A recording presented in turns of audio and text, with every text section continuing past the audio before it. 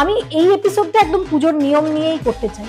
এরপর মা ধীরে ধীরে যখন আসছেন, পুজোটা শুরু হচ্ছে কবে থেকে? প্রতিমার কাছে যাওয়ার সময় চুল খোলা রাখা যায় না, এরকম কিছু আছে? অন্ন ভোগ যেন বিধিবৎ হয়, সবাই মিলে রান্না করবেন, যে সে ছুঁয়ে বেড়াবেন, এরম ভাবে অন্ন ভোগ হয়। যদি কেউ প্রশ্ন করে দুর্গাপূজায় আমিষ ভোগ হতে পারে কিনা, তাহলে বলবো দুর্গাপূজায় আমিষ ভোগ হতে পারে। যে পুজো কমিটি বলছে যে এটা করতেই হবে আজকে, আমাদের এখনো ঠাকুর সাজানো হয়নি, মানে তাদের কাছে ওই তিথি নক্ষত্র এগুলো ইম্পর্টেন্ট না। যে অনেকে বলে যে দুর্গাপুজো নাকি স্যুট করে না সবার, এটা কি সত্যি? কৃষ্ণা নবমী থেকে শুরু করে শুক্লা নবমীতে গিয়ে, তার মানে 15 দিনে দুর্গাপুজো হচ্ছে। তার মানে সর্বোচ্চ দুর্গাপুজো 15 দিনের হতেই পারে। মহালয়ার পরেই দুর্গাপূজা শুরু হচ্ছে, এটাও কিন্তু ভুল ধারণা। মহালয়ার আগেও দুর্গাপূজা শুরু।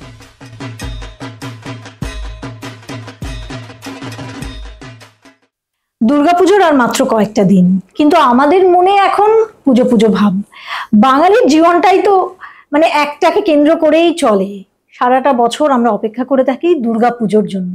কিন্তু দুর্গাপুজো মানে কি শুধু নতুন জামা কাপড় কেনা, প্যান্ডেলে প্যান্ডেলে ঘোরা, থিম পুজোর বহর, আর তারপরে মায়ের সামনে দাঁড়িয়ে পুষ্পাঞ্জলি দেওয়া, বা একটু পাত পেরে সবাই মিলে একটা ভুরি ভোজ করা, আর তারপর একটা ফাংশন, ব্যাস। দুর্গাপুজো মানে এটাই তো। প্যান্ডেল হপিং থেকে তারপর শেষে বিসর্জনের পর দুর্গাপুজো শেষ। কিন্তু দুর্গাপুজোর মানে মায়ের যে আশীর্বাদ, মা দুর্গার আশীর্বাদ পেতে গেলে বা পুজোটাকে নিষ্ঠা ভরে করতে গেলে আমাদের কিন্তু কিছু বিধি, কিছু আচার এগুলো জেনে রাখা দরকার। কারণ উপলক্ষ যেটা, সেটাকে যদি আমরা ঠিকভাবে না করি তাহলে কি হতে পারে? মায়ের কোপে পড়তে পারি, মা রুষ্ট হতে পারেন, বা আমাদের পুজোটাই বিফলে যেতে পারে। আজকাল এই থিমের বারবারন্ত বা আড়ম্বর যেটাকে বলে, সেটা এত বেশি বেড়ে গেছে যে কোথাও বোধহয় আমাদের মনের ভক্তি থাকলেও সেটা মায়ের চরণে গিয়ে নিবেদিত হচ্ছে না। কিন্তু এই সঠিক বিধিগুলো জানাবার জন্যই আমার এই চ্যানেলটা তৈরি করা, mythology by renaissance. Mythology by রেনেসার আরো একটা পডকাস্টে আপনাদের স্বাগত। আর এখানে আমরা আলোচনা করব বা আপনাদের আমি জানাবো, যেটা আমার মুখ্য উদ্দেশ্য, সেটা হলো যে সঠিক বিধিগুলো কি, সঠিক নিয়মগুলো কি, এবং তার সঙ্গে সঙ্গে হচ্ছে মানে আমাদের পৌরাণিক যে ধারণা সেগুলোই বাকি, এটা জানানোই আমার কর্তব্য বলে মনে করেছি বলে এই চ্যানেলটা আমি তৈরি করেছি। আপনাদের ভালোবাসা পাচ্ছি, আপনারা প্রচুর কমেন্ট করছেন, প্রচুর মেসেজ করছেন, যেগুলো আমাকে কিন্তু আরো আরো অনেক উৎসাহ দিচ্ছে। সেই জন্য আজকের এই মা দুর্গা সম্পর্কিত এপিসোডে, এই পডকাস্টের এপিসোডে আপনাদের সবাইকে স্বাগত। আর আমার সঙ্গে আমাদের অত্যন্ত সুপরিচিত এবং বিখ্যাত মানুষ ব্রহ্মানন্দজি আমাদের সঙ্গে রয়েছেন। আপনাকে স্বাগত আরো একবার এই এপিসোডে। আমি আপনার কাছে জানতে চাইবো যে আমাদের দুজনের পোশাকই বলে দিচ্ছে যে পুজো দোরগোড়ায়।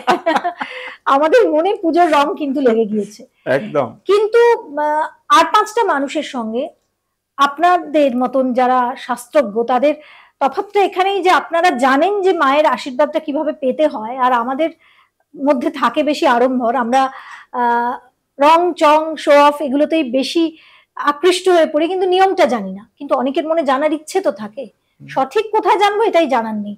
সেটার খোঁজই হচ্ছে মাইথোলজি বাই রেনেসা। মা দুর্গার আমরা বোধন দিয়ে বা পিতৃপক্ষ থেকে শুরু করি, পিতৃপক্ষ যখন শেষ হলো এবং তারপর দেবী পক্ষ পড়লো। এরপর আমি এই এপিসোডটা একদম পুজোর নিয়ম নিয়েই করতে চাই। এরপর মা ধীরে ধীরে যখন আসছেন, পুজোটা শুরু হচ্ছে কবে থেকে? এখন এমনিতে মহালয়ার পর থেকেই শুরু হয়ে যাচ্ছে পুজো, কিন্তু পুজোটা শুরু হচ্ছে এখানে বলি যে মহালয়ার পরেই দুর্গাপূজা শুরু হচ্ছে, এটাও কিন্তু ভুল ধারণা। মহালয়ার আগেও দুর্গাপূজা শুরু হতে পারে।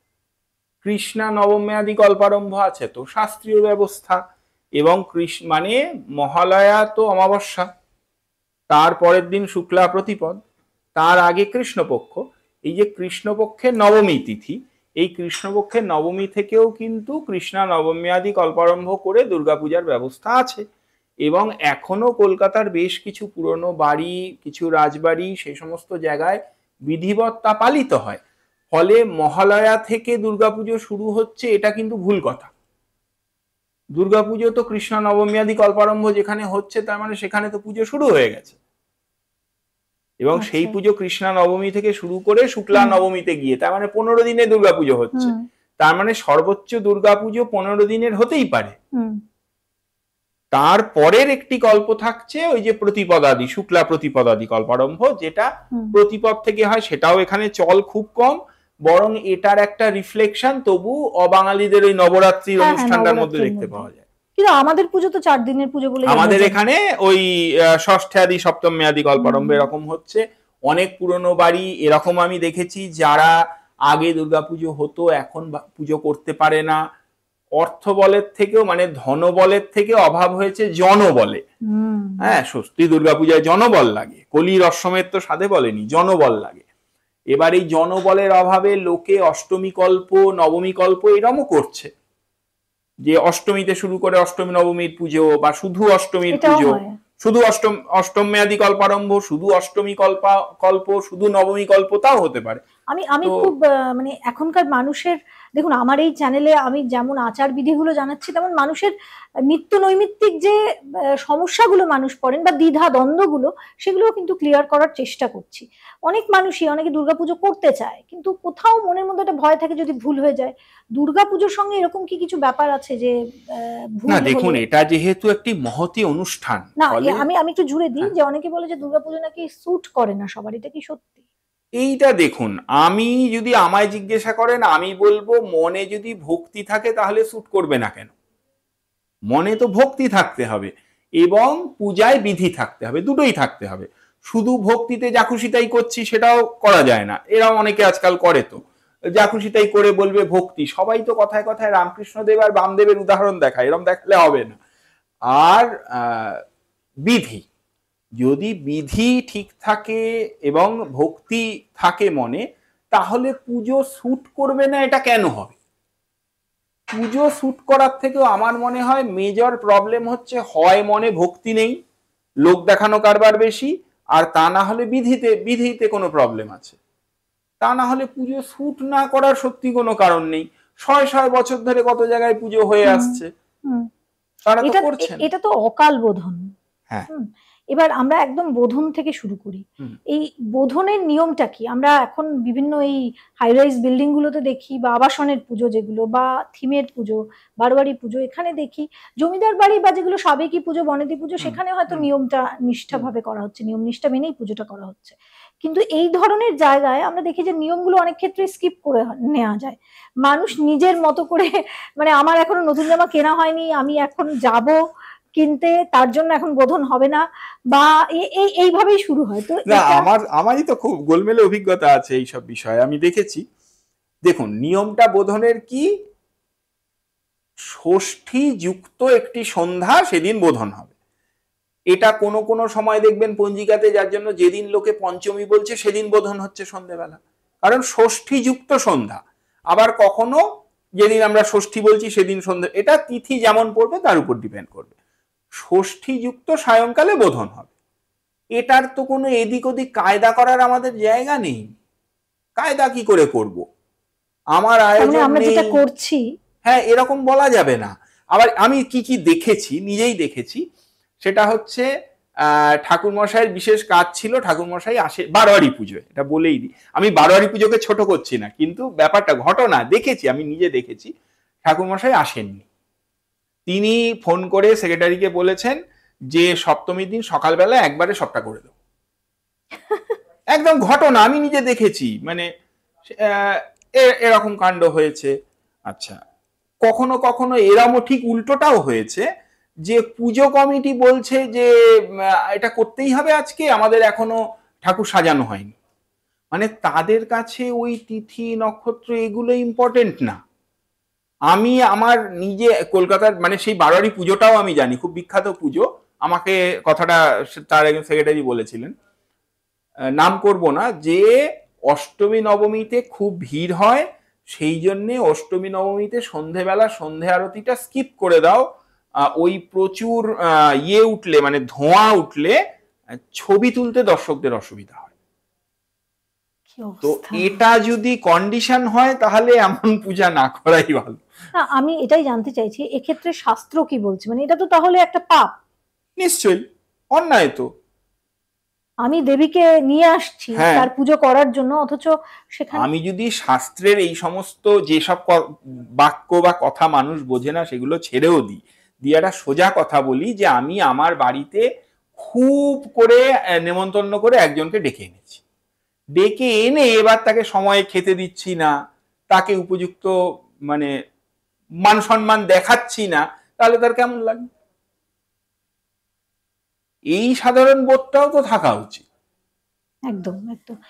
আমি মায়ের যে চক্ষুদান, সেই চক্ষুদানের তাৎপর্যটা আপনার কাছে একটু জানতে চাইবো, যে চক্ষুদানটা কেন, কি কারণে আমরা করি? দেখুন, চক্ষুদান এখন কেমন ভাবে হয়, যিনি কারিগর তিনি তো চোখ এঁকে দিয়েছেন, তারপরে একটি কুশ বা কেউ হয়তো দূর্বা ইত্যাদি দিয়ে ওই কাজল তৈরি করে সেটি স্পর্শ করে চক্ষুদান, ওই চন্দ্র সূর্য অগ্নি নেত্রম, মানে এটা তো একটি তার একটি চোখ চন্দ্র, একটি চোখ সূর্য এবং ঊর্ধ্বনেত্রটি অগ্নিস্বরূপ, এরকম কল্পনা করে, এরকম বিভিন্ন স্তোত্রে এরকম শব্দও আছে, যাই হোক। তো সেইভাবে বিধিবৎ মন্ত্রপাঠ করে চক্ষুদান হচ্ছে। তো তার মানে চক্ষুদান হলো মানে ধরে নিচ্ছি যে এইবার মূর্তিটা কমপ্লিট হলো, এবং চক্ষু যেহেতু একটি মেজর অর্গান, তার মানে তিনি এবার যেন দৃষ্টি মেলে চাইলেন। কিন্তু এটার সঙ্গে এটাও ঠিক, প্রাণ প্রতিষ্ঠার যে মন্ত্র আছে, প্রাণ প্রতিষ্ঠার মন্ত্র অনুযায়ী কিন্তু সেই মন্ত্রে চক্ষু আবাহন করা হচ্ছে। আচ্ছা, তো সেটা কিছু পুজোর ক্রিটিক্যাল পয়েন্টস এগুলো, কিন্তু প্রাণ প্রতিষ্ঠার মন্ত্রে কিন্তু মুখ্যভাবে চক্ষু আবাহন করা হয়। ঘট স্থাপনের ক্ষেত্রে, দুর্গার ঘট স্থাপনের ক্ষেত্রে কি নিয়ম রয়েছে? দেখুন, কলস স্থাপনে দুর্গা পূজা মূলত তো পৌরাণিক পূজা, তাহলে পৌরাণিক পূজায় পৌরাণিক বিধানেই ঘটস্থাপন হবে। দুর্গাপূজা পদ্ধতির বই ইত্যাদি যারা দেখুন, দুর্গাপূজা করাতে গেলে প্রথম কথা হচ্ছে যিনি পূজকের আসনে বসছেন এবং যিনি তন্ত্রধারকের আসনে বসছেন, দুজনের অভিজ্ঞতাটা জরুরি। মানে প্রথম পুজো করতে এসেই দুর্গাপুজো করতে বসে পড়লে অসুবিধা হতে পারে, ট্রেনিং এর প্রয়োজন আছে। এবার সেই ট্রেনিংটা যদি কারো প্রপারলি থাকে, তাহলে ঘটস্থাপনের যেমন বিধান সেরকম ভাবে ঘটস্থাপন হবে। সেক্ষেত্রে কোনো বিশেষ বিধি আছে কি, বা যেটা আমরা বিশেষ বিধি বলতে একটি সম্পূর্ণ ঘটকে তো আমরা একটি দেহরূপ কল্পনা করি, ফলে সেই ঘটে শুদ্ধ জল দ্বারা তাকে পূর্ণ করা, তাতে সুগন্ধি ইত্যাদি বস্তু বা সর্বৌষধি ইত্যাদি নিক্ষেপ করা, ঘটে অক্ষসূত্র আদি বেষ্টন করা, ঘটে সিন্দুর আদি লেপন করা, তারপরে তার উপরে পূর্ণ পাত্র, তার উপরে ফল, পঞ্চপল্লব, বস্ত্র যুগল ইত্যাদি যেমন ভাবে এবার তারপরে বিভিন্ন রিজিয়ন ওয়াইজ দেখবেন বিভিন্ন রকমের ডেকোরেশন হয়, সেটা তো ডেকোরেশন, কিন্তু বস্ত্র যুগল তাকে দিতে হবে। এবার কেউ সেটা এমনিও পেতে দেয়, আবার কেউ কত সুন্দর করে কুচি করে কত সুন্দর করে সাজিয়েও দেয়, সেগুলো আলাদা কথা। আমরা বর্ধমান জেলার লোক, আমার মনে আছে আমার ছোটবেলায় আমরা একটা ঘট স্থাপন, মানে আমাদের বাড়িতে কিন্তু দুর্গাপুজো হয় না, তাও আমরা দেখতাম যে আমরা ওই সপ্তমীর দিনই, আমরা সম্ভবত বা ষষ্ঠীর দিন, বোধহয় সপ্তমীর দিন, আমরা এক ঘটি জল কুয়ো থেকে তুলে তারপর সেটা কিন্তু আমরা রাখতাম, সেই ঘরটা স্থাপন করা একটি পূর্ণ কলস, তো এমনিতেও পূর্ণ কলস সেটা বাড়িতে পুজো না হলে, হ্যাঁ পূর্ণ কলস তো পবিত্র জিনিস। এবার বিধিটা নিয়ে প্র্যাকটিক্যালি এরকম আলোচনা করে খুব একটা লাভ নেই, কারণ বিধি তো যা মন্ত্রের বিধি পূজা পদ্ধতিতে লেখা আছে, পৌরাণিক বিধি মানে বেদাশ্রিত বিধি, সেরম ভাবেই ঘটস্থাপন হবে। সেটা যা যা বিধিবিধান আছে সেরম ভাবে হবে। যদি কোথাও কোনো তন্ত্রোক্ত পূজা হয়, সেখানে তান্ত্রিক ঘটস্থাপনের যা পদ্ধতি আছে সেরম ভাবেই হবে। তো বিধি তো সেরম ভাবেই হবে, কিন্তু জিনিসগুলো ঠিকঠাক থাকা উচিত, সেটাই হচ্ছে কথা। নিশ্ছিদ্র কলস, হ্যাঁ নিশ্ছিদ্র মানে কোনো ছিদ্র থাকবে না, নাহলে তো জলটা লিক করবে। তারপরে যেহেতু এক রাত্রির অধিক পূজা, তার মানে তাহলে তলায় ঘটের তলায় সর্বতভদ্র মণ্ডল ইত্যাদি অঙ্কন করা, এবার এগুলোর জন্য তো ট্রেনিং লাগে। বারোয়ারি পুজোয় আমরা কি দেখি, খানিকটা মাটি দিয়ে পঞ্চগুঁড়ি বলে দশকর্মা ভান্ডারের যে ওই 5টা ছোট ছোট পুড়িয়া থাকে, সেইটা দিয়ে তো আর মণ্ডল আঁকা যায় না, ফলে ওইটা মাটির ওপরে ছড়িয়ে দিয়ে পঞ্চশস্য ইত্যাদি দিয়ে ঘরটা বসিয়ে দেওয়া হলো।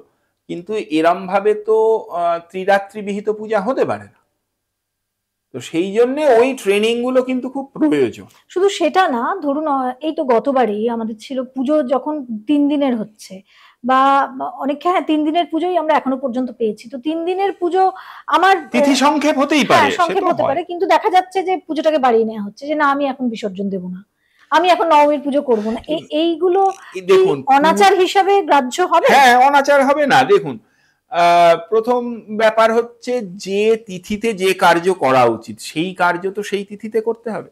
দুর্গাপূজা জেনারেলি দেখবেন পূর্বাহ্ন মধ্যে করার ব্যবস্থা, তো দুর্গাপূজা দুপুর 12:30টায় শুরু করা যাবে না তো। নবমী তিথি আছে মানে এই যে একটা কনসেপ্ট আছে, দেখুন কোজাগরী লক্ষ্মী পূজা, কোজাগরী লক্ষ্মী পূজা তো সন্ধ্যেবেলাই হওয়ার কথা, তারপরে রাত্রি জাগরণ করার কথা। এবার লোকে কি করেছে, কখন কটা থেকে কটা পূর্ণিমা আছে জেনে নেয়, জেনে যত অল্প সময় তাড়াতাড়ি পুজোটা পারলে সকালবেলাই করে নিলাম, তো এরকম তো হয় না। এইগুলো খুব গুরুত্বপূর্ণ। তিথিটা তিথিযুক্ত অবস্থায় পূর্বাহ্ন মধ্যে করতে হবে। গত বছরই তো তার জন্য প্রবলেম হয়েছে, তিথি ছেড়ে যাচ্ছে, চেঞ্জ হয়ে যাচ্ছে, তার জন্য আবার লোকে পঞ্জিকাও চেঞ্জ করে ফেলেছে, অনেক কিছু হয়েছে। কিন্তু আবার যেটা সুবিধা সেরকম, হ্যাঁ, কিন্তু এরকম ভাবে শুধু সুবিধাবাদী নীতি নিয়ে তো ধর্ম চলে না। না, এমন কোন পুষ্প যেটা মাকে দিতেই হবে? দুর্গাপূজার সঙ্গে তো পদ্মটা অ্যাসোসিয়েটেড, হ্যাঁ, তো তার নানা রকম কাহিনীও আছে। তার সঙ্গে দেবীর প্রিয় পুষ্প যন্ত্রপুষ্পাদি যা আছে সেইগুলো নিবেদন, সুগন্ধি পুষ্প, যন্ত্রপুষ্প ইত্যাদি নিবেদন হবে। হ্যাঁ, তো সেগুলো তো আছেই। ওকে। আর তার সঙ্গে সঙ্গে যদি আমি বলি যে দুর্গাপূজায় বেশ কিছু নিষেধ থাকে, যেমন এখনকার দিনে এই এপিসোডটা করার কারণটা হচ্ছে যে দেখুন, জানি আমরা সবকিছুই, কিন্তু যে ভুলগুলো করি সেটা মানুষকে জানানো।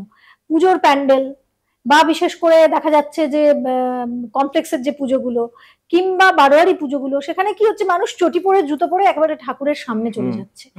ঠাকুরের যেখানটা পুজো হওয়ার জায়গা সেটা দেখা যাচ্ছে এইটুকু, কিন্তু ভিড় এত বা মানুষের উৎসাহ এত, ইভেন কখনো ইন্টেনশনালিও চটিটা ছাড়তে হবে, কেন ছাড়বো, চটিটা হারিয়ে যাবে, এরকম ব্যাপার।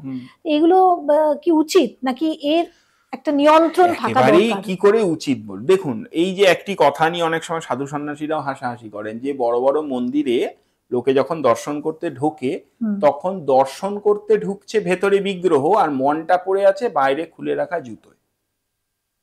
তো যেমন ভাব তেমন লাভ, তো মনটা যদি জুতোই পড়ে থাকে তাহলে ভেতরে তো আমি যাইনি, আমার দেহটা শুধু প্রবেশ করেছে। তো এই রকম অবস্থা হয়। এবার এই যে দুর্গাপুজো, যেহেতু এই যে বিশেষত বাড়ির পুজোগুলোতে এসব জিনিসপত্র জেনারেলি হয় না, কিন্তু এই যে বারোয়ারি পুজো যেখানে যেখানে হয় সেখানে সবার মন রাখতে গিয়ে মানুষের অনেক সময় মানুষের মন রাখাটা বেশি হয়ে যায় আর পুজোর বিধিবিধানটা কম হয়ে যায়। সবার সুবিধে অসুবিধে আমাদের একটা জিনিস বুঝতে হবে, এই 3টে দিন বা এই 5টা দিন আমরা আমাদেরকে পুজোর বিধির সঙ্গে অ্যাডজাস্ট করব, আমাদের সঙ্গে পুজো অ্যাডজাস্ট হবে না, ব্যাপারটা উল্টোই হয়ে যায়। এইটা বুঝতে হবে তো আমাদেরকে। দুর্গাপুজোর সঙ্গে বলি প্রথার কি যোগ? দেখুন, দুর্গাপূজার যত বিধান যেখানে আছে সর্বত্র বলিদানের কথা বলা আছে, কাজী দুর্গাপূজায় বলিদান হতেই হবে। এবার সেই বলিদান সাত্ত্বিক, রাজসিক, তামসিক নানা রকম হতে পারে, কিন্তু বলিদান হতেই হবে। এবার সেই বলিদান ফল ফল ইত্যাদি হতে পারে, সেই বলিদান পশু হতে পারে। দেখুন এই যে মন্ত্রেই তো তাকে মহিষ রক্তপ্রিয় বলা হয়েছে, তো একটা সময় তো দুর্গাপূজা মহিষ বলি ছাড়া বোধহয় প্রায় হতোই না। তো সেখান থেকে অনেক জায়গায় পাঠা বলিতে পরিণত হয়েছিল, তার থেকে এখন আবার অনেক অনেক জায়গায় অতিরিক্ত পশুপ্রেমে, আমি বলছি লোকে রেগে যাবে, কিন্তু অতিরিক্ত পশুপ্রেমে সেটা এসে ফলে দাঁড়িয়েছে।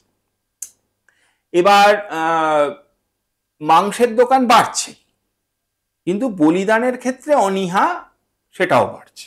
এইগুলোকে তো মেনে নেওয়া যায় না, এগুলো তো কন্ট্রাডিক্টরি মনোভাব। আমি যে পশুপ্রেমী সেটা তো প্রমাণ হলো না। দেখুন, কোন বৈষ্ণব যদি বলেন, যিনি মনে প্রাণে বৈষ্ণব, আচারেও বৈষ্ণব, তিনি যদি তার বিধিমতো দুর্গাপূজা করেন, তাতে যদি তিনি পশুঘাত ইত্যাদি না করেন, তাতে কোনো অন্যায় নেই। কিন্তু এদিকে আমার রোববারে চিকেন মাটন ছাড়া খাওয়া হয় না, সেটা নিয়েও বলতে গেলে অনেক কথা বলা যায়, যে ওরকম বৃথা মাংস খাওয়া যায় কি না আদৌ, সেটা খেলে আদৌ সে আর ধর্ম থাকে কিনা তার, সেটা তো পরের কথা। কিন্তু ওটা ছাড়া এদিকে আমার খাওয়া হয় না, ওদিকে বলিদানের ক্ষেত্রে হঠাৎ নিরীহ পাঠা বলে আমি প্রচন্ড চেঁচামেচি শুরু করে দিলাম। এইগুলো তো কোনো যুক্তি নেই। তাহলে আমার জীবনযাত্রাতেও তার রিফ্লেকশন থাকতে হবে না। আমি যদি পশুপ্রেমী হই, তাহলে আমি মনে প্রাণে পশুপ্রেমী হব, আমি আমার জন্যও পশু হত্যা করব না। আমি পশু হত্যা নির্বিচারে করে যাচ্ছি, পুজোর সময় হঠাৎ করে পশুপ্রেমী হয়ে গেলাম, এর তো কোনো যুক্তি নেই। ফলে দুর্গাপূজায় বলিদান কিন্তু দুর্গাপূজার সঙ্গে অঙ্গাঙ্গিভাবে জড়িত, সেটা যেমন বলিদানই যেমন হোক, বলিদানই হোক। কিন্তু অঙ্গাঙ্গিভাবে জড়িত। দুর্গাপুজোয় যেহেতু নন বেঙ্গলিদের তাদের একটা ইয়ে থাকে যে 9 দিনের পুজো এবং তারা নিরামিষ খায়, নবরাত্রি পালন করেন নবরাত্রি যেটা। পালন। হ্যাঁ। কিন্তু আমাদের ক্ষেত্রে যেটা আমরা দেখেছি যে আমাদের মা ঠাকুমারা সেভাবে, আমাদের হয়তো সুযোগ হয় না যেহেতু খবরের সঙ্গে এতদিন জড়িত, যা পেতাম তাই খেতাম, এটা ব্যাপার। কিন্তু তবুও আমাদের ষষ্ঠীর দিনটা আমরা ষষ্ঠী করি, আবার সপ্তমীর দিন আবার আমরা মাছ বা কিছু খেলাম। অনেকে এরকম একটা প্রশ্ন এসছে, এই ক্ষেত্রে আমি একটা বলি, মানে আমি একটা কোম্পানিতে কাজ করছিলাম এই কিছুদিন আগে, সেখানে চ্যাট জিপিটি কে কিছু প্রম্পট শেখাতে হচ্ছিল। তো সেই প্রম্পটটা শেখানো, এই প্রম্পটটা দেওয়া, মানে প্রম্পট ইঞ্জিনিয়ারিং, এটা ছিল আমার কাজ। তো সেখানে করতে গিয়ে আমাকে একটা প্রশ্নের সম্মুখীন হতে হলো যে বাঙালিরা বলিতে কি দেয়, মানে দুর্গাপুজোতে কি বলি দেয়, বা কি নিরামিষ খায় না আমিষ, বাঙালি কি মাকেও আমিষ দেয় না আমিষ, সারা 4 দিনই আমিষ খায়। তো আমি সেখানে একটা মত পোষণ করলাম এবং ব্যাপারটা এমন দিকে আমাদের হোয়াটসঅ্যাপ গ্রুপে গেল যে সবাই নন বেঙ্গলিরা, যারা আমাদের ঊর্ধ্বতন কর্তৃপক্ষ, তারা বললো না না, এটার সঙ্গে ওটার কোনো সম্পর্ক নেই, এটা শুধু চ্যাট জিপিটি কে শেখানো, মানে মেশিনকে শেখানো হচ্ছে যে বাঙালি পুজো মানে পুরোটাই আমিষ। এটা কি সত্যি? দেখুন, দুর্গাপূজায় যার যার বাড়িতে যেমন যেমন বিধি আছে, যে যে বাড়িতে আমিষ ভোগের বিধান আছে সেখানে আমিষ ভোগ হবে, তাতে কোনো অসুবিধা নেই। মানে দুর্গাপূজায় যদি কেউ প্রশ্ন করে দুর্গাপূজায় আমিষ ভোগ হতে পারে কিনা, তাহলে বলবো দুর্গাপূজায় আমিষ ভোগ হতে পারে, বাঙালিদের ক্ষেত্রে সর্বত্রই হতে পারে। না, এবার কেউ আমিষ খান না সেটা আলাদা কথা, তাহলে তিনি দেবেন না, কিন্তু দুর্গাপূজায় আমিষ ভোগ নিবেদন হতে পারে। এখানে নন বেঙ্গলিদের সাথে আমাদের একটা বড় তফাৎ, এইটা বলবো প্র্যাকটিসের তফাৎ, শাস্ত্রের তফাৎ না। শাস্ত্র তো নন বেঙ্গলি আর বেঙ্গলির জন্য আলাদা লেখা হয়নি, এইটা তো প্র্যাকটিসের তফাৎ হয়ে গেছে। কিন্তু দুর্গাপূজায় আমিষ হতেই পারে যার বাড়িতে যেখানে ব্যবস্থা। কিন্তু আমাদের যে ষষ্ঠী, মা ষষ্ঠীর পুজো, মানে ষষ্ঠীতে বা তারপরে অষ্টমীতে নিরামিষ, এইটা দেখুন, এটাও না নানা রকমের মতামত আছে। যদি কারোর বাড়িতে এমন ব্যবস্থা থাকে যে সপ্তমী অষ্টমী নবমী 3 দিনই আমিষ ভোগ হয়, তাহলে সেখানে অষ্টমীতে নিরামিষ আসার কোনো প্রশ্নই নেই। ফলে এইটা করতেই হবে এমন জেনারেলাইজ করা এমন নয় ব্যাপারটা। 3 দিন আমিষ ভোগ হয় এরকম অনেক জায়গা আছে। কিন্তু একটা কথা বলবো যে আমিষ ভোগ মানেই আপনি ধরে নিচ্ছেন অন্ন ভোগ, কিন্তু তাহলে অন্ন ভোগ যেন বিধিবৎ হয়, সবাই মিলে রান্না করবেন, যে সে ছুঁয়ে বেড়াবেন, এরম ভাবে অন্ন ভোগ হয় না। মানে দুর্গাপুজোর ক্ষেত্রে নিয়মগুলো খুব নিশ্চয়ই সেগুলো অপ্রিয় হলেও মানতে হবে। সব কথা ওই যে বললাম না, সব কথা তো বলতেও পারছি না, কারণ অনেক কথা অনেকের কাছে খুব অপ্রিয় লাগবে, কিন্তু অপ্রিয় হলেও সেটা সত্যি, সেটা তো মানতে হবে। আচ্ছা, দুর্গাপুজোতে এরকমটা শুনেছি যে প্রতিমার কাছে যাওয়ার সময় চুল খোলা রাখা যায় না, এরকম কিছু আছে কি? দেখুন, চুল তো কারোরই খোলা রাখার কথা না, ছেলেদেরও না মেয়েদেরও না। যদি ধর্মের এর থেকে বেরিয়ে গিয়ে আমি সামাজিক দৃষ্টিতে বলি, তাহলে প্রাচীনকালে তো ছেলেরাও বড় বড় চুল রাখত, এবং সেই চুল পুজোর সময় কিন্তু গোছা করে বেঁধে নেওয়া হতো। হয়তো এগুলো এরম ভাবে, মানে একটা 1000-2000 বছরের আগের পরিস্থিতি নিয়ে আমরা তো এখন অ্যাজিউম করি, কিন্তু হয়তো এই যে শিখাবন্ধন বা ইত্যাদির ব্যবস্থা ওখান থেকেই ধীরে ধীরে পরিবর্তিত হয়ে এসছে, যে বেঁধে নিতে হবে। সেটা হয়তো তারপরে ছেলেদের চুল ছোট হয়ে গেছে ধীরে ধীরে, তারপরে সেটা শিখাবন্ধনে পরিণত হয়েছে, হয়তো তার ইমপ্রেশনটা ওরম ভাবে রয়ে গেছে, হতেই পারে এটা যে হয়তো ওরকম হয়েছে। কিন্তু চুল কিন্তু বাঁধা থাকা, ঢাকা থাকা, এটা জরুরি, উচিত। সন্ধি পুজোর সময় মায়ের চোখের দিকে তাকাতে নেই, এটা কি সত্যি? দেখুন, সন্ধি পুজোর সময় দেবীকে উগ্র রূপে কল্পনা করা। এবার সন্ধি পুজোর সময় 2 রকম ব্যবস্থা আছে, যে দেবীকে চামুন্ডা রূপে পূজা করা, অথবা কোনো কোনো তন্ত্র বা কোনো কোনো শাস্ত্রে দেবীকে দুর্গা রূপে পুজো করা। কিন্তু দুর্গা রূপে পুজো হলেও সেটা ওই সময়টা তাকে ওই যে অষ্টমীর শেষ 24 মিনিট আর নবমীর প্রথম 24 মিনিট, এই যে এই সময়টুকুর পুজো, এই সময়টাতে দেবীর সবচেয়ে অ্যাক্টিভেটেড স্বরূপ আমরা কল্পনা করছি। তো সেই জন্যই এই কাস্টমটা মানা হয়, যে তখন দেবীর চোখে চোখ রেখে না তাকানো।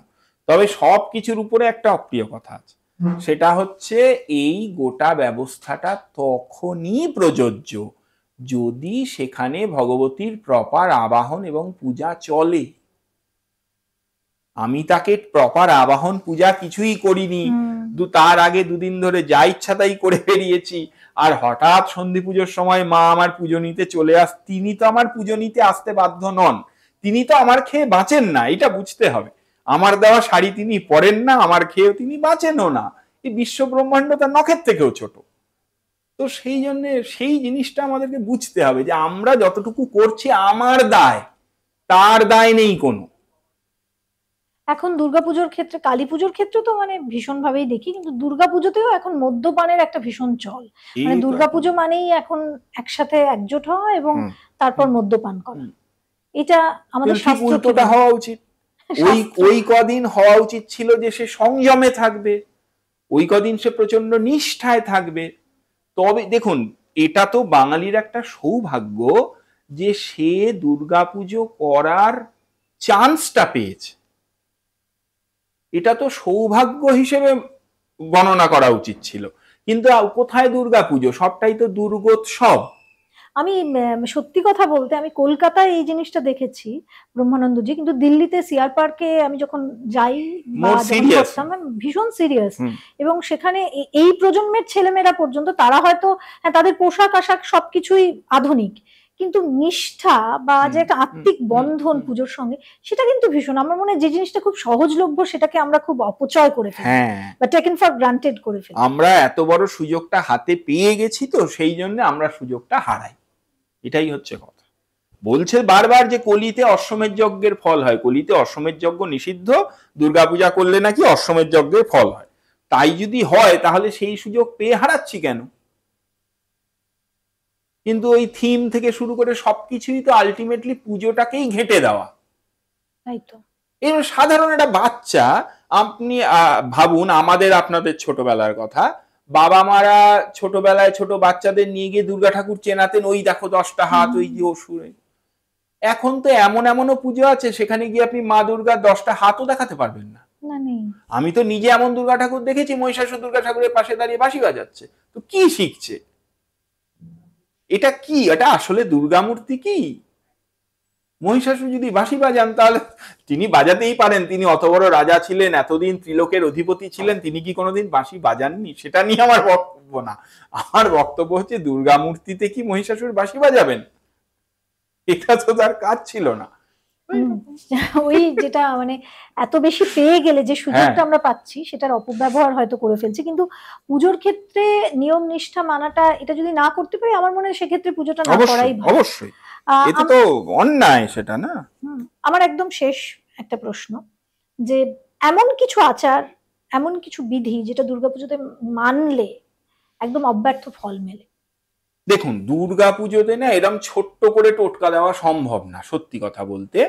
কারণ দুর্গাপূজা এমন কম্প্যাক্ট একটা পদ্ধতি যে তারতে এরকম ছোট একটা টোটকা সেখান থেকে বেরোবে না।